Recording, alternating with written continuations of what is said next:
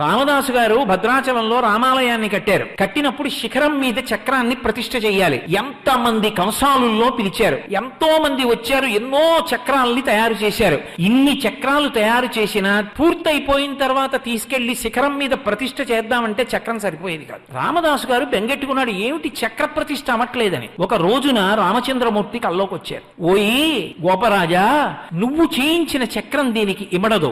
గోదావరి నది అనుగ్రహిస్తుంది చక్రాన్ని. నువ్వు రేపు స్నానం చేసి గోదావరిలో నిలబడు, అలల మీద తేలి సుదర్శన చక్రం వస్తుంది అన్నారు. రామదాసు గారు ఆ గోదావరి నదిలో స్నానం చేసి నిలబడి ఉండగా అలల మీద తేలుతూ వచ్చింది చక్రం. ఇప్పుడు భద్రాచలం రామాలయం పైన ఉన్నటువంటి చక్రం ఉన్నదే, ఆ చక్రం గోదావరి ప్రసాదంగా అలల మీద తేలి వచ్చిన చక్రాన్ని రామదాసు గారు ప్రతిష్ఠ చేశారు. గోదావరి మాట్లాడింది. ఒకానొకప్పుడు రామానుజాచార్యుల వారిని పరమభక్తుడు రామచంద్రమూర్తి. రామానుజాచార్యుల వారంటే